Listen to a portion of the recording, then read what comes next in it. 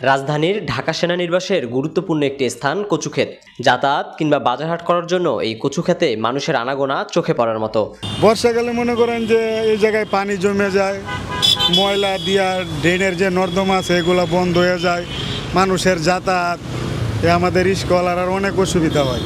ভাঙ্গা রাস্তায় সমস্যা বলতে গাড়ি মনে করেন যে লং সাইড দিয়ে আসা যাওয়া করে পুরো রাস্তায় দখল করে এলা, কারণ এই রাস্তাটা ভাঙ্গা দেওয়ার কারণে আপনার কোনো গাড়ি পার্কিং হয় না।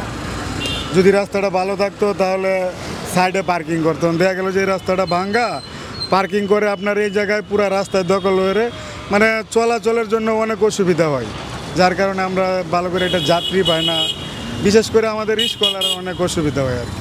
বর্তমান সরকারের দাবি আমাদের একটাই যে রাস্তাঘাট যেগুলো আছে ভাঙা বা গর্ত আছে এগুলা যাতে সঠিকভাবে মেরামত হয়, তাহলে আমরা সাধারণ মানুষ যারা আছি তারা সুন্দরভাবে একটু চলাফেরা করতে পারবো।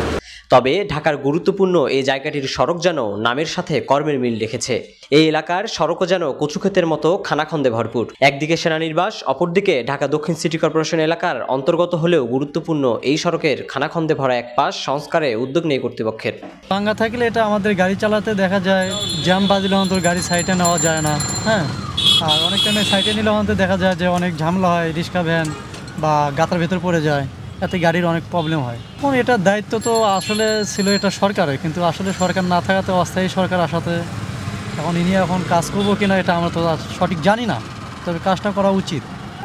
যে রাস্তাঘাট বা মানে দেশটা ভালোভাবে এক নেত্রী যাওয়ার পরে এখন নতুন আসছে, হ্যাঁ আমরা চাই যে দেশটা ভালোভাবে চালাক, এটাই আমরা চাই। সুযোগ সুবিধা ভালো থাকবে, যেমন রাস্তাঘাট ভাঙ্গা আছে এগুলো ঠিকঠাক করবে। রাস্তা যে হিসেবে ভাঙ্গাচোরা আছে এটা তো আসলে ক্যান্টনমেন্ট এরিয়ার ভেতরে কচুক্ষেত এলাকা, সো এই রাস্তাটা অনেক ইম্পর্টেন্ট, কিন্তু রাস্তাটা আসলে ভাঙ্গা থাকাতে অনেক ক্ষতি হয় এবং রাস্তাটা ভালো হওয়াতে খুব জরুরি ভিত্তিক দরকার। এই বেহাল দশার কারণে হালকা বৃষ্টিতেই সড়কটির পাশে জমে থাকে পানি, এতে ভেসে বেড়ায় ময়লা আবর্জনা। এছাড়াও সড়কটির এই বেহাল দশার কারণে সবচেয়ে বেশি ভোগান্তিতে পড়ছে যাতায়াত করা সাধারণ মানুষ এবং রিক্সা, প্রাইভেট কার সহ বিভিন্ন যানবাহন। এতে যে কোনো মুহূর্তে সড়কটিতে ঘটতে পারে বড় ধরনের দুর্ঘটনা। বর্ষাকালে আপনার পানি, বৃষ্টি, রাস্তাঘাটে জমে ভাঙার কারণে যার ফলে চলাফেরার সমস্যা হয়। এই রাস্তাঘাটও গাড়ি চালানি জানায় তোমার এই দূরাই যাইতাম যাওয়া তোমার পরিশ্রম লাগে বেশি।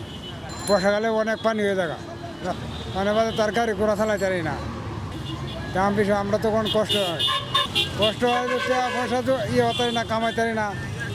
এই কম অনেক একটা যদি কিনি, মাছ কিনলেও চাউল কিনলেও জানা মনে কালে রান্না পড়তো